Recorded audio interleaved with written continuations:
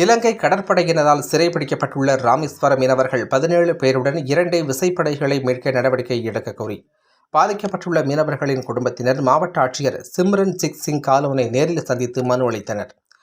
ராமேஸ்வரம் மாவட்டம் ராமேஸ்வரத்திலிருந்து சனிக்கிழமை 17 மீனவர்கள் மீன்பிடிக்கச் சென்ற நிலையில் அன்று நள்ளிரவு கச்சத்தீவு நெடுஞ்செழிவுக்கிடையே மீன்பிடித்துக் கொண்டிருந்த தங்கச்சி மடத்தைச் சேர்ந்த 2 விசைப்படைகள் மற்றும் 17 மீனவர்களை இலங்கை கடற்படையினர் கைது செய்து தலைமன்னார் கடற்படை முகாமிற்கு அழைத்துச் சென்றனர்.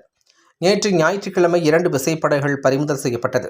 17 மீனவர்கள் மீது எல்லை தாண்டி மீன் பிடித்ததாக வழக்கு பதிவு செய்து மன்னார் நீதிமன்ற நீதிபதி முன்பு முன்னிலைப்படுத்தப்பட்டது. அக்டோபர் 10ஆம் தேதி வரை சிறையில் அடைக்க உத்தரவிட்ட நிலையில் வவுனியா சிறையில் 17 மீனவர்கள் அடைக்கப்பட்டனர். இந்த நிலையில் சிறையில் உள்ள மீனவர்களின் குடும்பத்தினர் இன்று ராமநாதபுரம் மாவட்ட ஆட்சியர் அலுவலகத்தில் மாவட்ட ஆட்சியர் சிம்ரன்ஜித் சிங் காலோனை சந்தித்து தங்களது மீனவர்கள் மற்றும் படகுகளை விடுவிக்க நடவடிக்கை எடுக்க வேண்டுமென கண்ணீர் மல்க கோரிக்கை விடுத்தனர். இதற்கு மாவட்ட ஆட்சியர் மீனவர்கள் மற்றும் படகுகளை விடுவிக்க தமிழ்நாடு அரசு விரைவான நடவடிக்கை எடுத்து வருவதாக அவர்களிடம் உறுதியளித்தார்.